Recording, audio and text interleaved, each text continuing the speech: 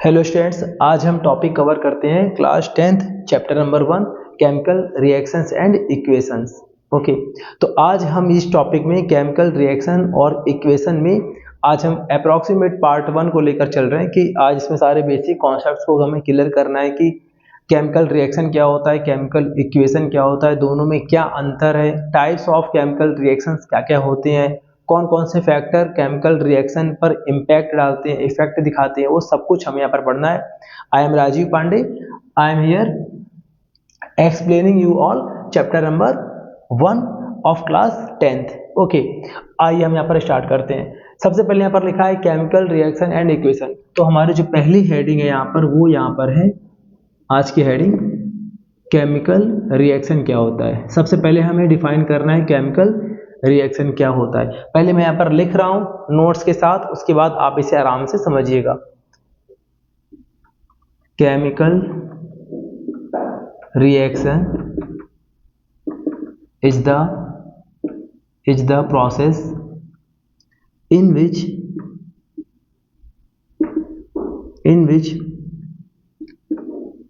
two or more substances का मतलब यहाँ पर हमारे पास है रिएक्टेंट्स। अभी हम आपको बताएंगे कि रिएक्टेंट और प्रोडक्ट क्या होता है, बट अभी के लिए मैं यहाँ पर लिख रहा हूँ, इसको अभी एक्सप्लेन करूंगा। इन विच टू और मोर सब्सटेंसेस यानी reactants are converted into two or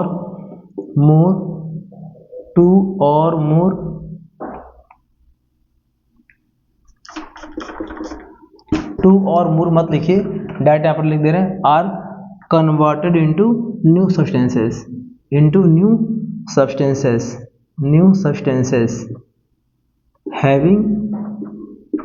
having different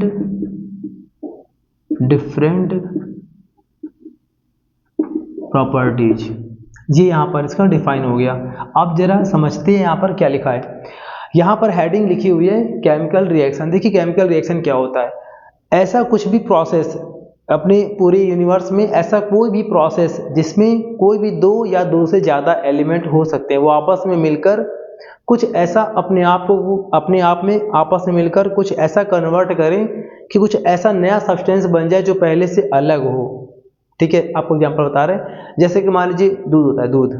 अब दूध जब फटता है तो क्या बन जाता है, वो उसे बहुत लोग पनीर बना सकते हैं ना, फटे हुए दूध का। लेकिन जब दूध फटता है तो पहले वो क्या होता है, मिल्क होता है, बाद में हमारा वो बटर बनाइए आप, पनीर बनाइए, कुछ भी करिए आप।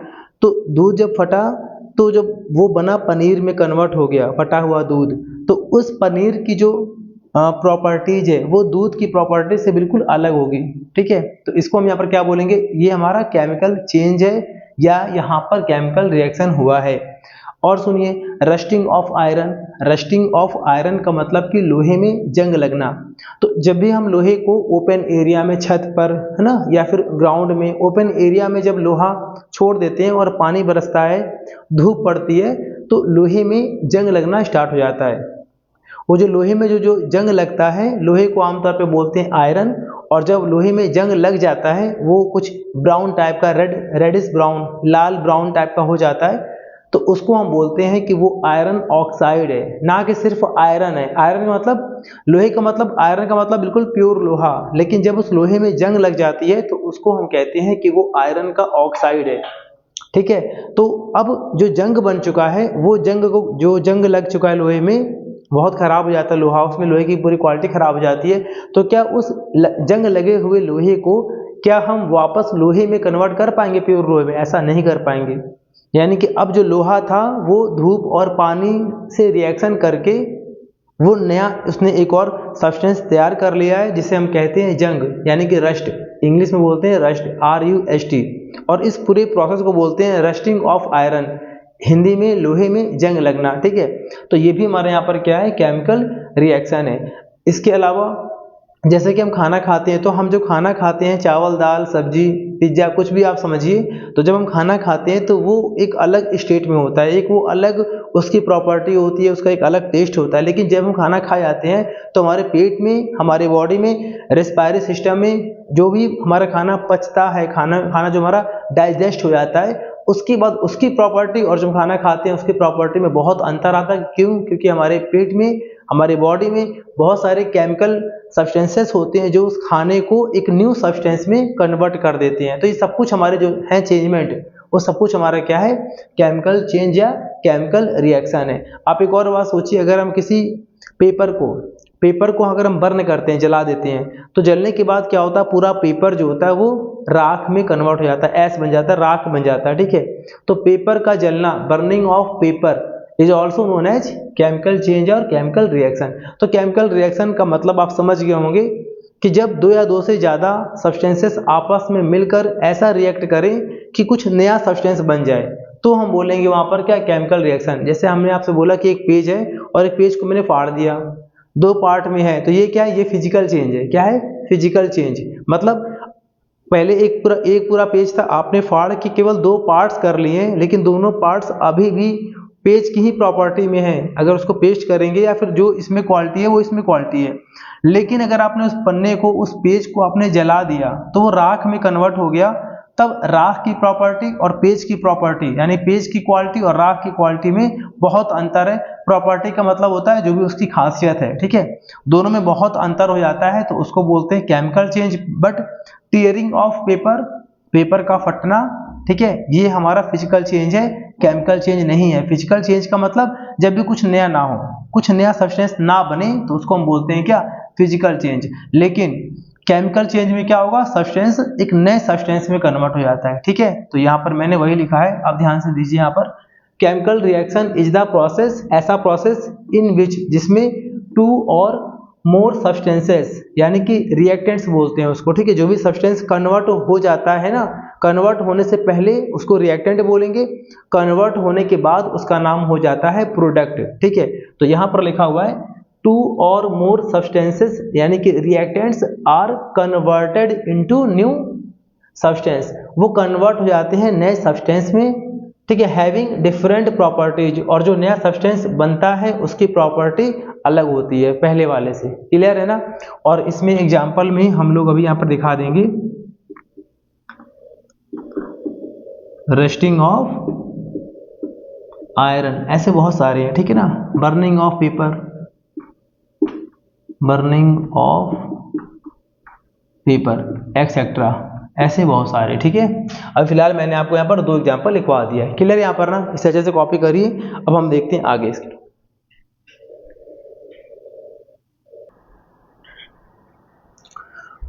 अब यहाँ पर देखिए, अब यहाँ पर जो दूसरा पॉइंट है वो यहाँ पर लिखा है कैरेक्टरिस्टिक्स ऑफ केमिकल रिएक्शंस, यानी कि केमिकल रिएक्शंस की प्रॉपर्टीज क्या क्या होती हैं। मतलब कि केमिकल रिएक्शन में हमें क्या क्या देखने को मिल सकता है वो यहाँ पर पढ़ना है, ठीक है। तो कैरेक्टरिस्टिक्स ऑफ केमिकल रिएक्शंस में जो पहला पॉइंट है वो यहाँ पर क्या है, ये बस 1 मार्क में आता है आपके एग्जाम में कि right 2 properties of, right 3 properties of, या फिर right to characteristics of chemical reactions. तो ये आपको पांचों प्रॉपर्टी को यहाँ पर एक्सप्लेन नहीं करना, केवल समझना है, ठीक है। बाकी इसकी एक्सप्लेनेशन को हम आगे पढ़ेंगे अभी, ठीक है। तो यहाँ पर लिखा है कैरेक्टरिस्टिक्स ऑफ केमिकल रिएक्शन, ये आपके बोर्ड एग्जाम में 1 या 2 नंबर का अलग से पूछा जाता है। तो देखिए यहाँ पर केमिकल रिएक्शन की खासियत क्या है, कैसे पहचानते हैं कि ये केमिकल रिएक्शन यहाँ पर हो रहा है, कुछ ऐसा इसमें क्या हमें देखने को मिलता है। तो पहला यहाँ पर पॉइंट है चेंज इन स्टेट।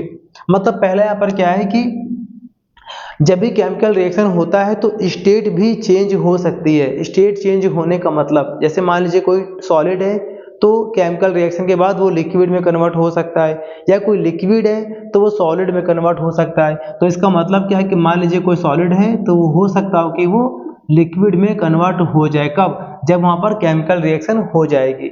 अच्छा, यहाँ पर क्या होगा? आर फॉर रिएक्टेंट, यहाँ पर क्या होगा? P for product. तो कभी कभी ये ऐसा देखने को मिलता है। अच्छा, कब देखने को मिलेगा अभी हम आगे पढ़ते जाएंगे टॉपिक में अपने। अभी के लिए खाली पढ़िए कि केमिकल रिएक्शन में क्या क्या हो सकता है, क्या क्या उसके कैरेक्टरिस्टिक्स हैं। इसका मतलब क्या होता है? क्या क्या उसकी खासियत है, किसकी, केमिकल रिएक्शन की। तो पहला यहाँ पर क्या है, चेंज इन स्टेट। स्टेट का मतलब क्या होता है, स्टेट का मतलब देखिए 3 स्टेट होते हैं, स्टेट में 3 स्टेट होते हैं, इसको हिंदी में हम बोलते हैं अवस्था। जैसे कि एक होता है सॉलिड यानी ठोस अवस्था, ठोस अवस्था। दूसरा होता है लिक्विड, इसको हम लोग बोलते हैं द्रव अवस्था। और तीसरा होता है गैस।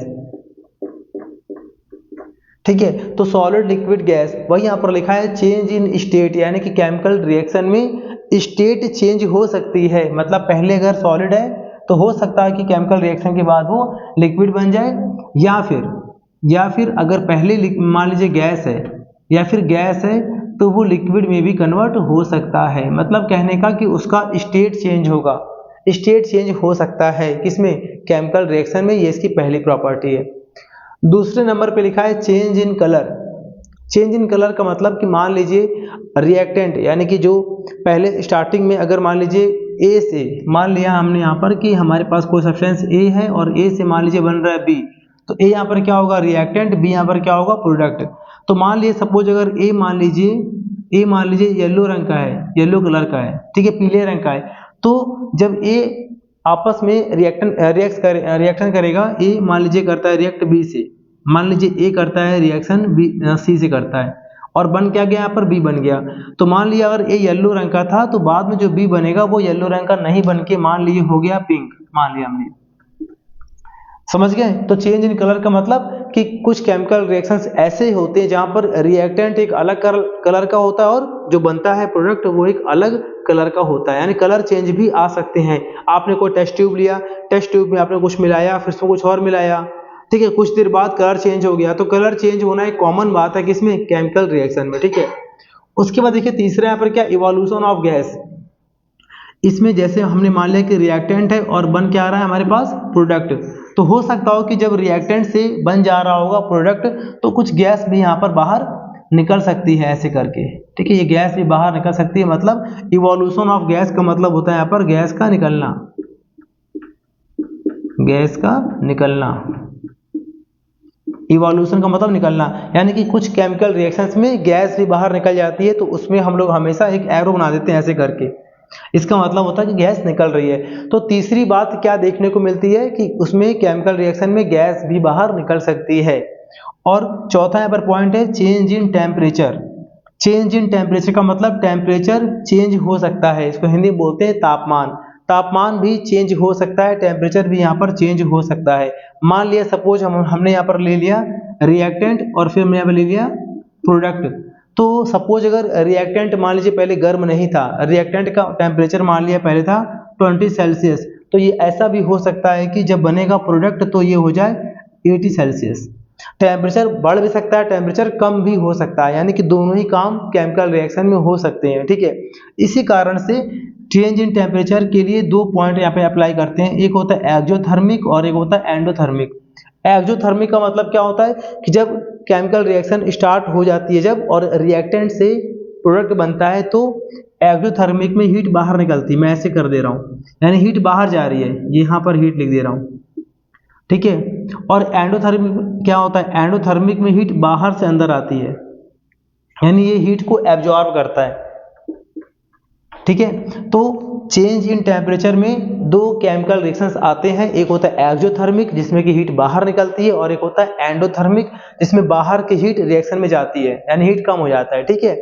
तो 2 तरह के यहाँ पर पार्ट्स आते हैं चेंज इन टेम्परेचर में, यानी कि इसका मतलब चौथे पॉइंट का मतलब कि केमिकल रिएक्शन में टेम्परेचर भी आगे पीछे हो सकता है। और पांचवा और लास्ट यहाँ पर पॉइंट है फॉर्मेशन ऑफ प्रेसिपिटेट। प्रेसिपिटेट को शॉर्ट में हम कहते हैं पीपीटी, यानी कि ऐसा भी हो सकता है कि केमिकल रिएक्शन जब हो रही हो तो किसी किसी केमिकल रिएक्शन में रिएक्शन होने के बाद जो बन जाता है प्रोडक्ट बनता है। जैसे हमने मान लिया यहाँ पर ए है और यहाँ पर बी है, दोनों ने रिएक्ट किया और बन गया सी, तो जो सी बनेगा तो इसको हम क्या बोलेंगे, इसको बोलेंगे रिएक्टेंट। ये सारा हमारा क्या है रिएक्टेंट्स, जितना एरो के पहले होता है उन सबको बोलते हैं रिएक्टेंट्स। और यहाँ पर क्या बोलेंगे, यहाँ पर बोलेंगे हम लोग प्रोडक्ट। और मान लीजिए ये प्रोडक्ट जो बना है ये डज नॉट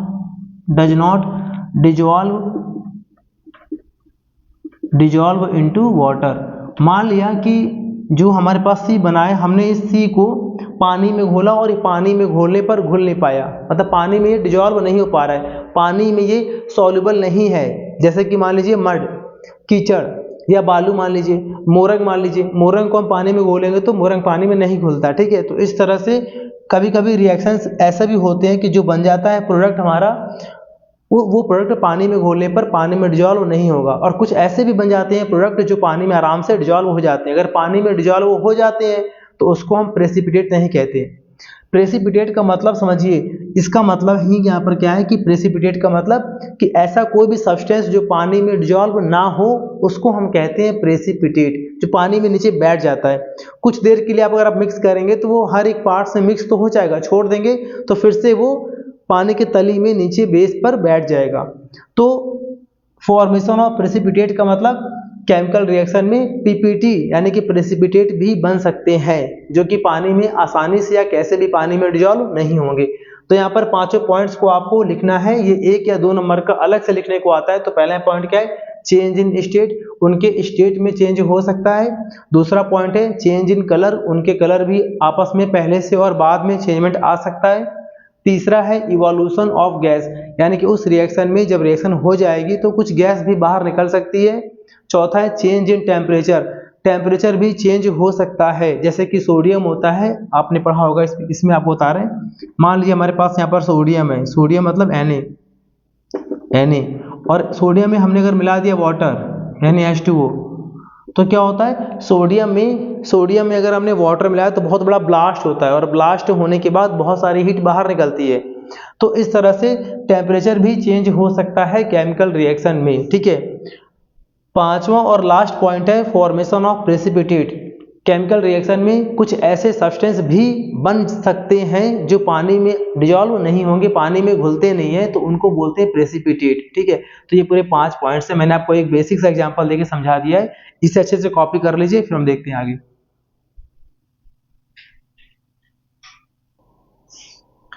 अब यहाँ पर देखिए जो तीसरा पॉइंट है, वो तीसरा पॉइंट है यहाँ पर केमिकल इक्वेशन का, मतलब कि केमिकल इक्वेशन क्या होता है। अच्छा, केमिकल रिएक्शन आपको आ चुका है, अच्छे से क्लियर हो चुका है।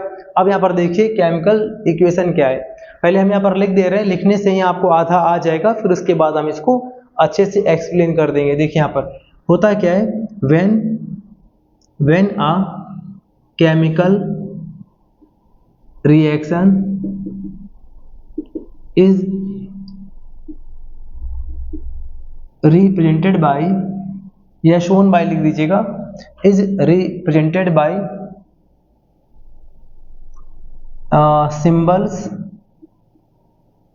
symbols and formulae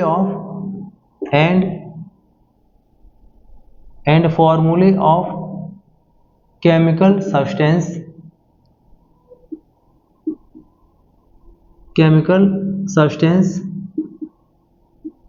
then it is known as chemical equation। अब जरा समझते हैं, ठीक है। यहाँ पर लिखा हुआ है, ध्यान से पढ़िए, when a chemical reaction is represented by symbols and फॉर्मूले, मतलब कि जब हम केमिकल रिएक्शन को सिंबल और फॉर्मूले के हिसाब से, यानी सिंबल और फॉर्मूले के अकॉर्डिंग अगर हम उसको इंडिकेट करते हैं, तो हम उसको केमिकल इक्वेशन ना बोल के, तब उसे हम केमिकल रिएक्शन ना बोल के उसको हम केमिकल इक्वेशन कहते हैं। लेकिन जैसे जैसे आप क्लास 10th पार करेंगे और 11th और 12th क्लास में आएंगे, तो उस समय आपके लिए कोई मैटर नहीं करेगा कि रिएक्शन क्या है और इक्वेशन क्या है, बट आप वो बेसिकली मालूम होना चाहिए कि केमिकल रिएक्शन और केमिकल इक्वेशन में क्या अंतर है। होते दोनों ही एक ही हैं, लेकिन एक होता है वर्ड फॉर्म में, लैंग्वेज फॉर्म में, और एक होता है सिंबल फॉर्म में। जो लैंग्वेज फॉर्म में होता है, जैसे हमने बोला स्पेलिंग के साथ मैग्नीशियम, फिर लिखा मैंने +OXY ऑक्सीजन, तो ये सब कुछ आएगा केमिकल रिएक्शन में। लेकिन अगर उस जगह हम केमिकल रिएक्शन में मैग्नीशियम का सिंबल लिख दें Mg प्लस और ऑक्सीजन का सिंबल लिख दें O2, इस तरह से अगर हम दिखाते हैं तो वो हमारा क्या हो जाएगा, केमिकल इक्वेशन हो जाएगा। सिंपल सी बात है। लेकिन जैसे जैसे हम क्लास अपनी आगे बढ़ते जाएंगे तो हमें कोई भी दिक्कत नहीं है, आप दोनों को एक ही समझकर आगे बढ़ सकते हैं, लेकिन आपको मालूम होना चाहिए कि दोनों में क्या अंतर है। वही यहाँ पर लिखा गया है, when a chemical reaction is represented by symbols and फॉर्मूले ऑफ केमिकल सब्सटेंसेस, यानी कि जो भी हम केमिकल सब्सटेंस का इस्तेमाल कर रहे हैं उसके फॉर्मूले और सिंबल को अगर दिखा के लिखें, then it is known as chemical equation. अब आप एग्जांपल देखिए, मैं यहाँ पर दो एग्जांपल दिखा रहा हूँ, ठीक है आपको, दो यहाँ पर एग्जांपल मैं यहाँ पर लिख रहा हूँ। पहले magnesium plus oxygen gives us magnesium oxide.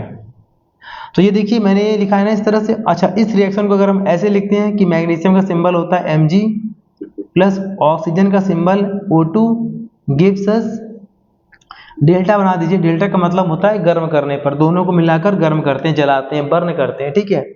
गर्म कर रहे हैं हम लोग, हीट कर रहे हैं, इसको हॉट कर रहे हैं, ठीक है। Mg प्लस O2 और यहाँ पर बन गया हमारे पास, मान लीजिए MgO।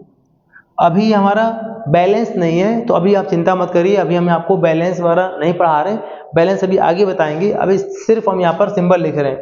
तो Mg plus O2 gives us MgO। तो फिलहाल के लिए ये पूरा क्या है, रिएक्टेंट है, और ये पूरा क्या है, प्रोडक्ट है। यहाँ पर भी ये पूरा रिएक्टेंट है, ये पूरा प्रोडक्ट है। लेकिन इन दोनों में क्या अंतर है, इन दोनों में अंतर सिर्फ इस बात का है कि ये लैंग्वेज फॉर्म में है, ये लैंग्वेज फॉर्म में है ना, तो इसीलिए इसको हम यहाँ पर क्या बोलेंगे, ये हमारा क्या हो जाएगा, ये हो जाएगा केमिकल रिएक्शन, इसे हम बोलेंगे केमिकल रिएक्शन बोलेंगे, ठीक है। लेकिन ये वही चीज ये भी लिखा है, सेम चीज है, बस ये सिंबल में लिखा है। तो सिंबल में लिखा है तो इसका नाम क्या हो जाएगा, इसका नाम हो जाएगा केमिकल इक्वेशन। इतना यहाँ पर खाली अंतर होता है केमिकल रिएक्शन और केमिकल इक्वेशन में। क्लियर है ना। तो अगर केमिकल इक्वेशन आपके एग्जाम में डिफाइन करने को आता है तो उसको ऐसे लिख के, और दोनों ही आपको यहाँ पर एग्जाम्पल दिखाने हैं और बताना है कि जो लैंग्वेज फॉर्म में है, जो वर्ड फॉर्म में है, लैंग्वेज फॉर्म में है, वो केमिकल रिएक्शन है, और जो सिंबल फॉर्म में है वो केमिकल इक्वेशन है। इसे अच्छे से कॉपी करिए, फिर हम देखते हैं आगे।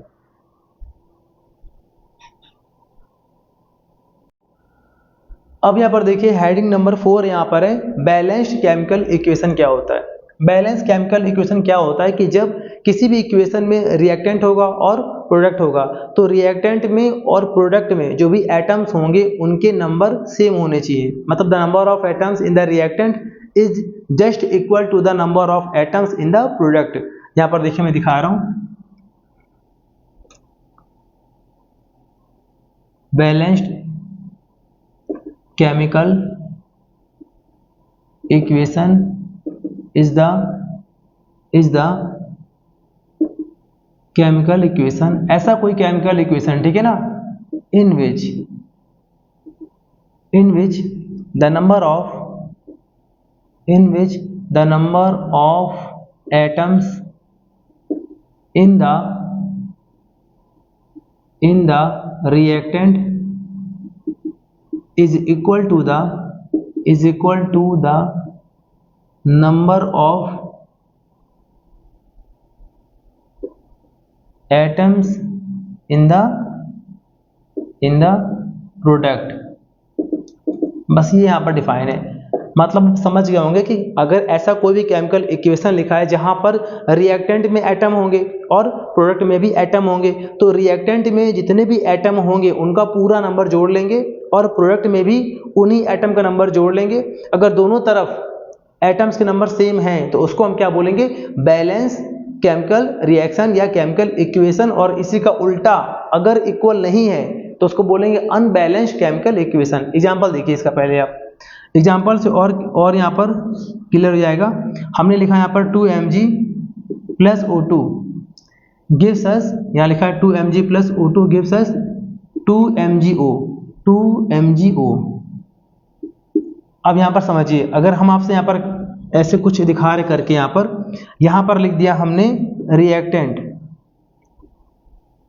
और यहाँ लिख दिया हमने प्रोडक्ट, ठीक है ना। तो यहाँ पर देखिए ये पूरा हमारा रिएक्टेंट और ये पूरा हमारा प्रोडक्ट है। तो रिएक्टेंट में अगर हम बात करते हैं Mg, तो Mg यहाँ कितनी बार आया है, इसमें 2 बार आया Mg। यहाँ पर देखिए Mg कितनी बार आया मैग्नीशियम, यहाँ पर देखिए अगर 2 यहाँ लगाया तो इस 2 का मतलब होता है कि ये 2 सब में है, तो Mg कितनी बार आया, 2 बार आया है, ठीक है। और O फॉर ऑक्सीजन, तो ऑक्सीजन यहाँ पर कितनी बार आया है, तो रिएक्टेंट में और प्रोडक्ट में। तो रिएक्टेंट में जो O है वो 2 बार आया है, और यहाँ पर ऑक्सीजन यहाँ भी 2 बार है। कैसे, आगे 2 का मतलब होता है कि 2 सब में है, तो यहाँ पे कितनी बार है, 2 बार आया है। यानी कि यहाँ पर दोनों, यहाँ पर क्या है, यहाँ पर दोनों इक्वल है, यानी कि ये हमारा क्या हो जाएगा, ये हो जाएगा बैलेंस केमिकल इक्वेशन। और इसी का उल्टा अगर इक्वल नहीं हो रहा है तो उसको बोलते हैं कि वो केमिकल इक्वेशन तो है लेकिन वो अनबैलेंस है। फिलहाल के लिए ये बैलेंस केमिकल इक्वेशन, इसे कॉपी करिए। एक और आपको एग्जांपल दिखाते हैं, दूसरी हेडिंग अनबैलेंस का।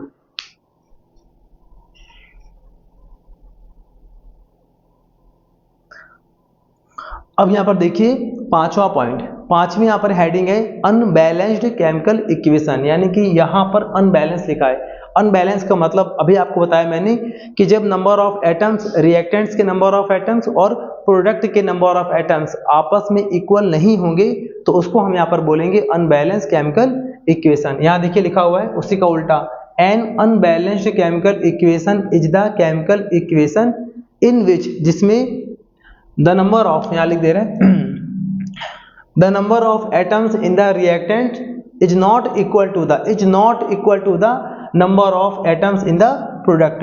अब एग्जांपल देखिए इसका, मैं यहाँ पर एग्जांपल दिखा रहा हूँ। मैंने यहाँ पर लिखा एग्जांपल सेम वैसे लिखा मैंने यहाँ पर Mg plus O2 gives us MgO, ठीक है, मैग्नीशियम और ऑक्सीजन, और इसको बोलते हैं मैग्नीशियम ऑक्साइड।